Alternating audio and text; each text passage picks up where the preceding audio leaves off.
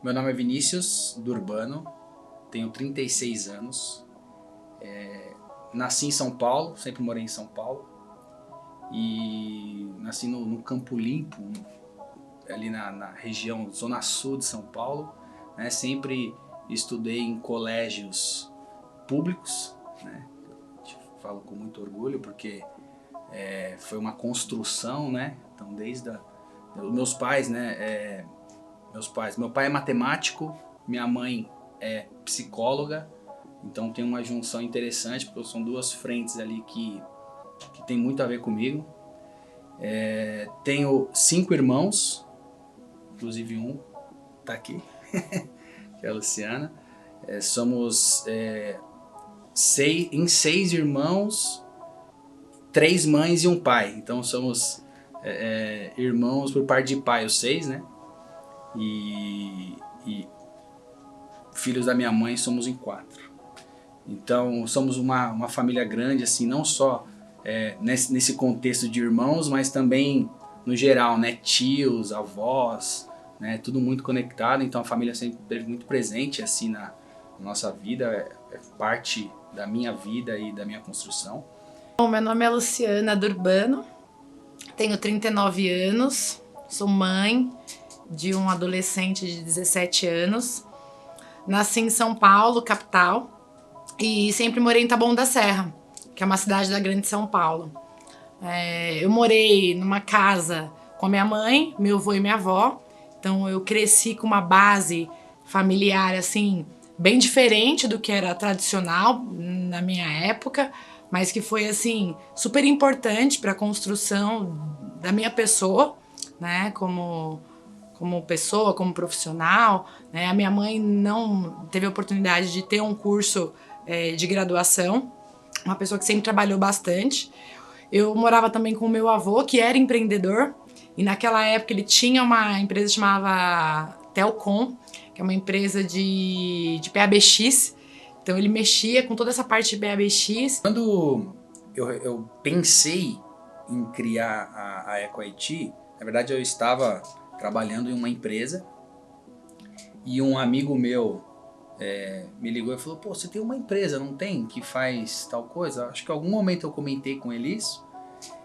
E aí eu não tinha uma empresa ainda. Só que eu falei: pô, tenho. Você precisa fazer esse trabalho de infraestrutura de redes? Tenho sim. Ah, não, então vou te indicar um cliente. Aí ele indicou uma loja de roupa na Paulista, São Paulo. E aí eu fui lá, fiz um orçamento, criei um projeto, porque eu já sabia.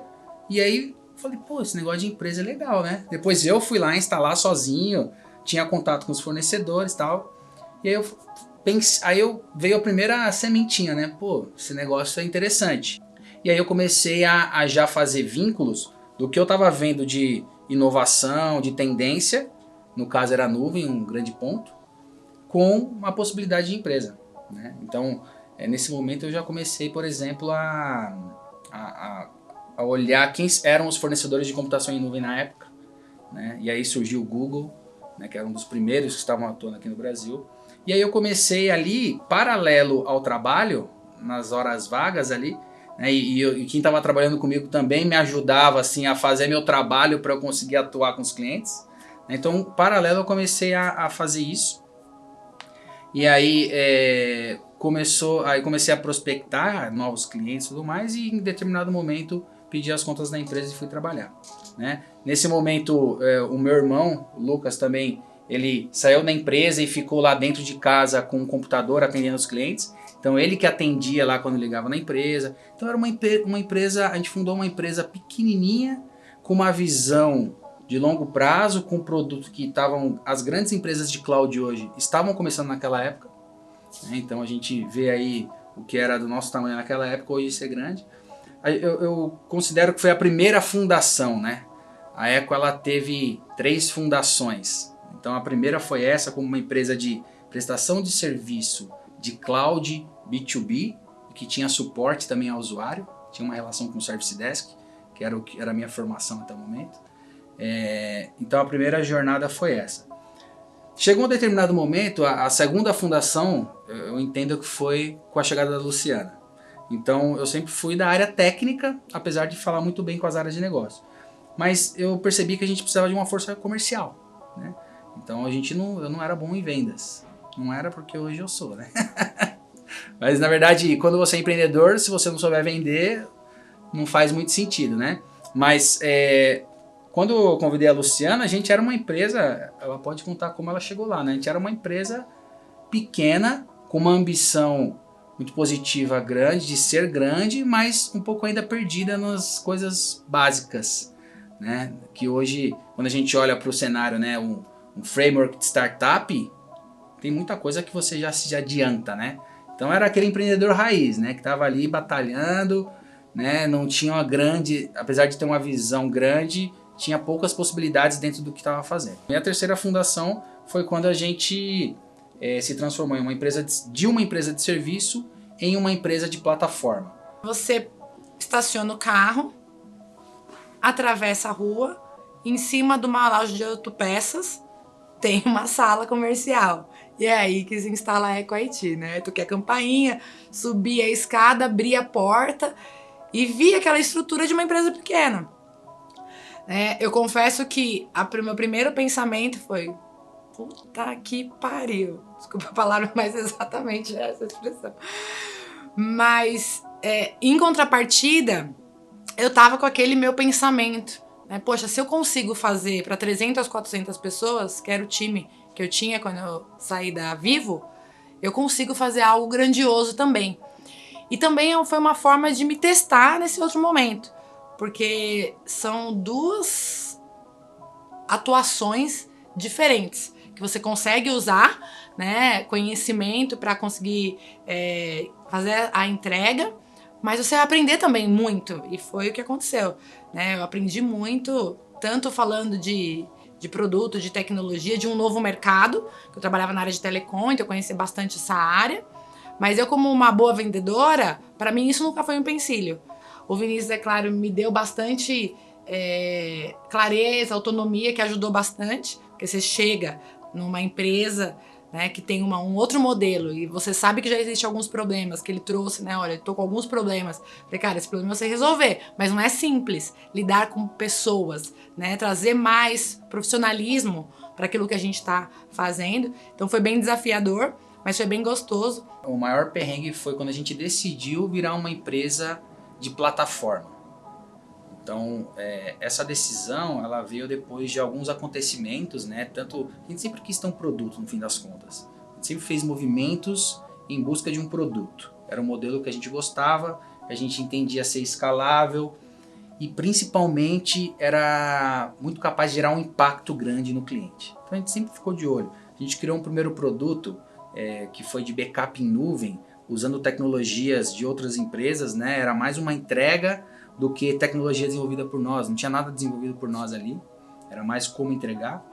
Mas quando a gente teve uma situação que deu um insight do produto, que é uma situação de um ataque cibernético, nesse momento, né, eu vou falar um pouco desse acontecimento e como veio, mas quando a gente decidiu desenvolver uma plataforma, tiveram algumas pimentas que foram colocadas. Primeiro, você está num negócio que ele já tem ali uma atração, uma margem de lucro, e aí você imagina você pegar esse lucro de serviço, que não é muito tão grande, e colocar isso num projeto novo. Então você pegar todo o lucro e colocar nesse projeto novo que você está apostando também. Então esse movimento de sair de uma empresa, desligar todos os clientes dessa empresa e criar uma empresa nova, gerou um desafio gigante, principalmente no fluxo de caixa.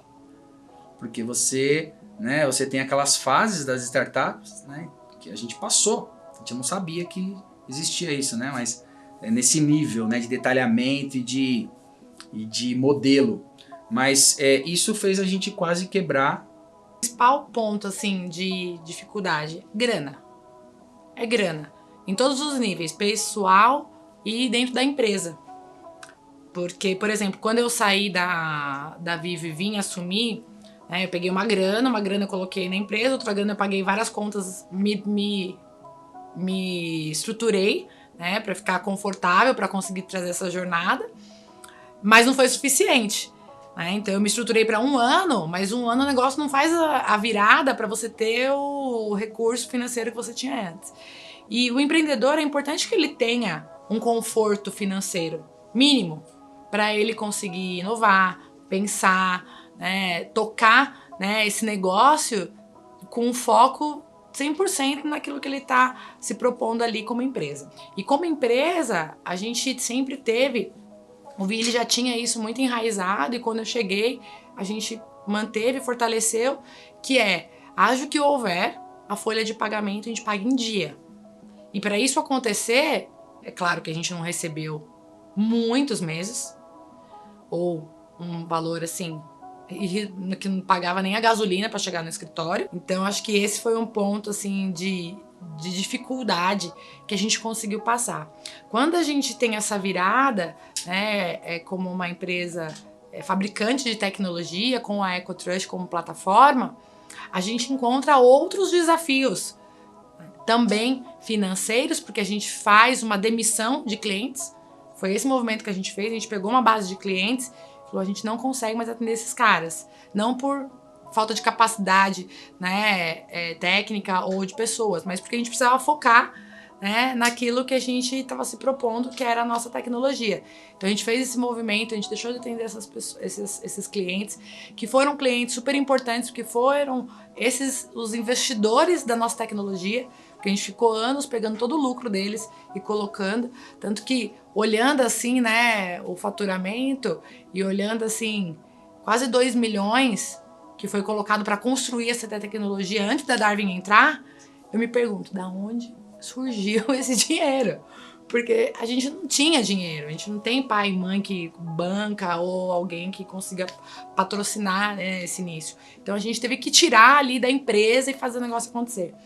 Então, foi algo bem especial. Quando a Darwin chegou, ela chegou com investimento financeiro, mas muito mais, né? Ela chegou com esse smart money, que pra gente era algo que a gente precisava e que a gente conseguiu encontrar desde as primeiras conversas, na questão ali, né, dessa sensibilidade estratégica, falando ali com pessoas que a gente sentiu que realmente poderia entender um pouco do nosso objetivo, do nosso propósito e agregar de alguma maneira.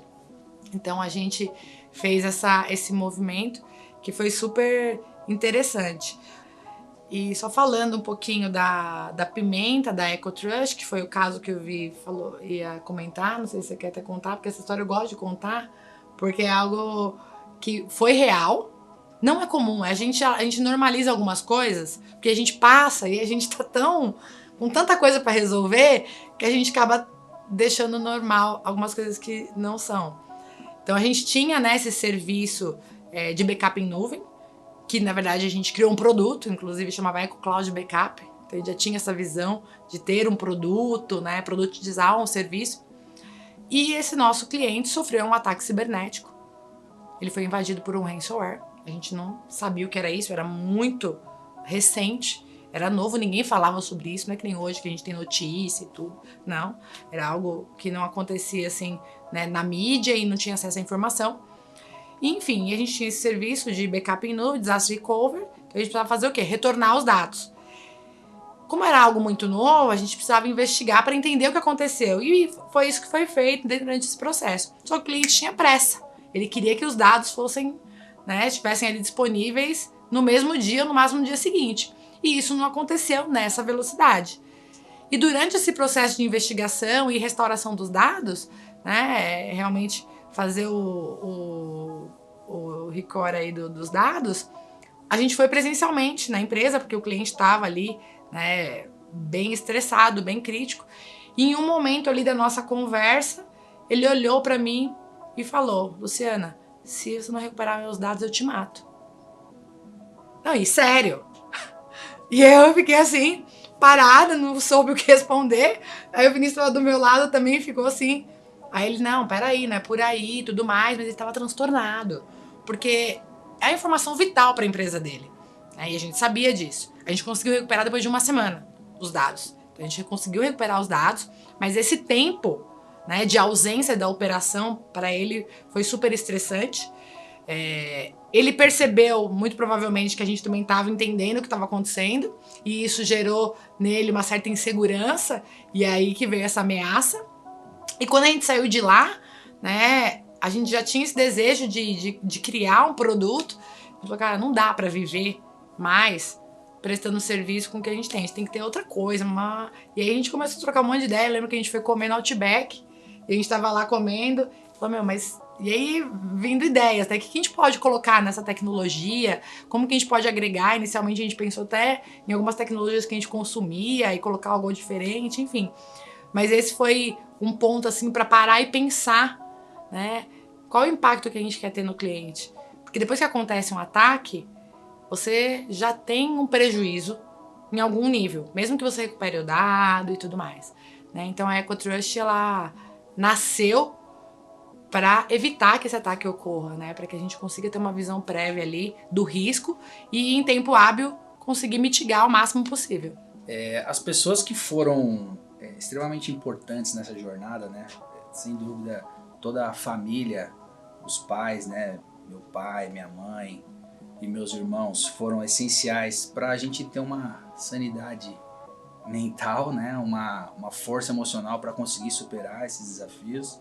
A Luciana foi uma inspiração também, porque quando você está empreendendo ali sozinho, ou com alguém que tem uma visão muito diferente, ou que não está na mesma sintonia que você, provavelmente deve ser muito difícil. Eu não sei como é, porque eu tive a sorte de ter a Luciana, então é uma inspiração, né? Então, assim, é quase que um complemento vital para o negócio acontecer.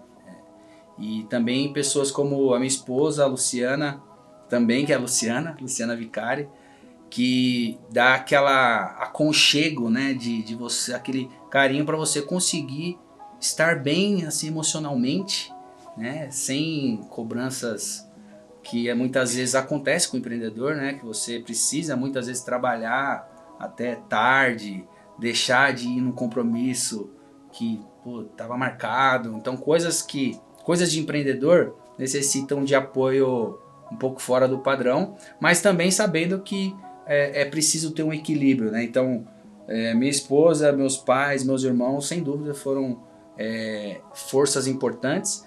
E falando de empreendedor da vida assim, de negócio também, tem algumas pessoas que marcaram, né? Tem uma pessoa que é o Maurício Fernandes, da Dédalus, que foi um cara que ele foi meu mentor, né? E ele foi uma inspiração de empreendedor brasileiro que constrói uma coisa grande, né? Então foi muito legal naquele momento de cloud computing lá atrás, que ele começou também, né? Teve um outro cara no mundo de software, de SaaS, que foi o Célio Fabiano, da Desk Manager, que também foi um cara que trouxe muita visão assim de caminhos, de como construir uma coisa de software, né? Então foi uma troca legal também ali. A gente também ajudou bastante ele ali na construção, né? Como primeiro cliente e tal. Então esses dois caras são caras que eu consigo lembrar que foram assim essenciais e participaram bastante da construção do empreendimento, né?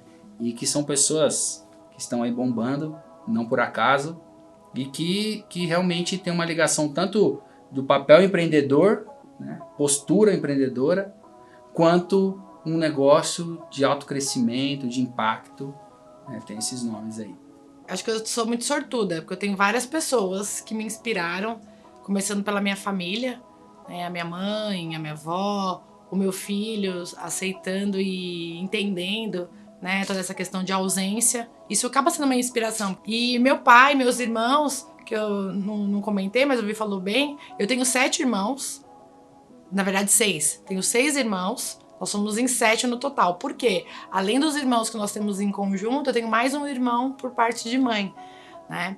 E a nossa relação familiar, assim, de final de semana, do dia a dia e tal, é algo que fortalece para justamente manter essa sanidade mental, sabe? Parece que é um detalhe, mas é um detalhe que faz uma diferença absurda quando você tem gente positiva do seu lado, quando você tem gente ali que consegue te dar um apoio, né? E até meu ex-marido também, que foi um cara que estava comigo na época que eu tomei a decisão da virada, e aí ele me inspirou a continuar, e aí foi um cara que falou, vai, né, sabendo de todos os riscos e colaborou bastante comigo como pessoa, é meu amigo até hoje. Então eu tenho essas pessoas que fazem parte da minha base familiar, que me inspiram até hoje, né, a eu ser como eu sou, como pessoa, como profissional, a eu querer melhorar, eu querer ver as coisas de outro jeito. E falando até de pessoas, né, fora do meu eixo ali familiar, que me inspiraram bastante, eu tive a sorte de ter alguns líderes assim fantásticos. E essas pessoas, algumas eu não tenho tanto contato hoje, mas são pessoas que me inspiraram lá atrás, né? E eu consigo pegar insights até hoje, assim. Eu gravo muito assim algumas passagens que eu tenho, eu não esqueço passagens assim, eu trago pro meu dia de hoje, pro momento de hoje, poxa, como que eu consigo aproveitar? E o Vi também é um cara que me inspirou e me inspira até hoje. Porque ele é um cara assim que começou a empresa, ele fundou, e eu vejo assim que muitas pessoas que têm né, uma trajetória parecida com o que ele teve, de ter a ideia inicial, de ter a coragem inicial de fazer, são banhadas de muitas coisas que atrapalham, principalmente em relação à vaidade, a poder. E assim, ele é um cara que não tem isso. Sabe, assim, não tem esse negócio, eu tenho poder, eu sou o dono, né? Não existe uma imposição, existe algo que a gente consegue fazer em conjunto, que é super positivo e que te dá ânimo, força, inspiração e vontade de querer estar junto, né? Eu vejo que coisas que eu faria antes seria começar a construir uma tecnologia, assim, falando de negócio, né? Eu começaria a construir uma tecnologia desde o dia zero, assim, se eu tivesse essa visão, né? Então hoje, quando eu vejo um empreendedor começando um negócio que o modelo ele não é escalável em algum nível, ou não pode ser, né? Eu falo de software porque é como transformar um negócio escalável em tecnologia, mas tem outros tipos de negócio, né? Você vê na área de alimentação, a distribuição descentralizada, tem várias coisas que... Então eu pensaria já como um negócio na base escalável desde o primeiro momento ali que fosse possível, sabe? Acho que isso me daria mais condições de seguir um método que funciona mais, tipo esse de startup, por exemplo, né? Eu viraria uma startup antes de 10 anos. Na verdade, eu não faria nada diferente. Não mudaria nada. Hoje, eu me vejo num momento que eu consigo ter consciência de algumas coisas que impactam no negócio positivamente e negativamente. Durante essa jornada, eu tive várias ações, atitudes e decisões que não tiveram um impacto positivo, porque eu não tinha essa consciência que eu consigo ter hoje de falar, peraí, segura, não é o momento. Eu acho que assim, tomar decisão na hora certa, né? Saber estruturar aquilo que você precisa fazer como um plano e seguir esse plano são coisas que eu faria, mas eu não ia ter condição de fazer porque eu não tinha essa consciência. Então, essa construção da consciência foi essencial para conseguir chegar hoje e olhar uma lista gigante de coisas e não sair fazendo todas essas coisas desesperadamente porque eu preciso fazer. Mas eu consegui falar, olha, essas 3 eu preciso focar nesse momento, e aí quando eu entrego isso e coloco na mão do time, eu tenho um time que vai conseguir fazer e dar a sequência, agora eu vou olhar esses outros 2 pontos, você conseguir dar prioridade, porque são tantas coisas para pensar que fica tudo muito bagunçado. E a gente quer fazer, quer entregar, quer a nossa vida, né, que tá ali também. Então, eu acho que essa questão de ter visão de prioridade é algo super importante para você conseguir dar um direcionamento mais assertivo. Mas a construção disso também é. Então, assim, a dica que eu daria, né, para alguém é procurar construir isso dentro de você, procurar conhecimentos que te deem condições de ter essa visão para você conseguir adaptar. Porque cada negócio é um negócio, cada desafio é um desafio. Então, tem muitas possibilidades. Mas quando você fortalece as suas habilidades para lidar com essas adversidades, eu acho que tem a tendência de você estar mais preparado para diversos cenários. A gente está no melhor momento possível, né? Então a gente recebeu... Quando a gente entrou nessa jornada de investidores, né? De Venture Capital, então muitas coisas mudaram porque a gente conseguiu aproveitar mais as nossas potencialidades e evitar algumas coisas desnecessárias, né? Então, desde quando a gente começou com a Darwin e teve esse apoio de validar, falar com o cliente certo, fazer mentoria com algumas pessoas com visão de negócio muito interessantes. Então, é realmente, como falam, né? É acelerado o processo. E isso foi muito bom e é algo que eu gosto muito. Depois desse primeiro investimento, a gente acaba de receber um segundo investimento, então a gente está no momento de ter capacidade de executar o plano. Quer coisa melhor que isso? Então, a gente tem um plano muito bacana, maduro, com muitas coisas validadas, outras tantas não, mas com dinheiro em caixa, capaz de executar o plano de curto e um pouquinho de médio. Isso é muito legal, porque você faz o que você gosta todo dia, né? Você não fica pensando que você não vai, que dinheiro que eu vou tirar para pagar o fornecedor importante amanhã. Que é o tipo de coisa que quando você não tem caixa, você acaba tirando a sua energia para esse tipo de coisa. Então, nosso momento é o melhor. É um momento que, não quer dizer que a gente está com o caixa inflado, né? Mas é um momento que a gente tem orçamento para executar o plano sem errar muito, né? Mas executar um plano e atingir atingir a meta que é agressiva, né? Atingir a meta que a gente espera para o fim do ano, para o fim do próximo ano, né? O plano de 1 ano e meio aí. Então tá legal porque a gente está contratando gente, né? Aquelas frentes que a gente ainda faz operacional tá deixando de fazer, trazendo lideranças, dando oportunidade para pessoas que mereciam já há algum tempo. Então é um momento muito gratificante e a gente sabe que é o que a gente chama de fogo no parquinho, né? Que vão acontecer algumas coisas ali que tem que acontecer, né? E em busca do próximo, né? Então em busca da próxima fase, que é chegar num nível ali um volume de clientes, né? Um volume de receita recorrente para dar o próximo passo, né? Então é nesse momento que a gente está, e isso não faz sentido algum se não tiver um impacto para o mercado, né? Então o impacto que a gente está conseguindo gerar com o nosso produto e as pessoas que estão trabalhando com a gente é muito positivo, né? De uma entrega diferente, muito entendendo o cliente e tudo mais. Então isso é legal porque acompanha, né? A velocidade que você cresce é a velocidade do impacto que você consegue gerar também. A EcoIT é uma empresa, uma startup de 14 anos que é fabricante, criadora de uma plataforma SaaS de cybersecurity que tem a capacidade de descobrir e orquestrar vulnerabilidades e riscos cibernéticos. O nosso propósito é conseguir simplificar alguns desafios complexos em cybersecurity através de tecnologia.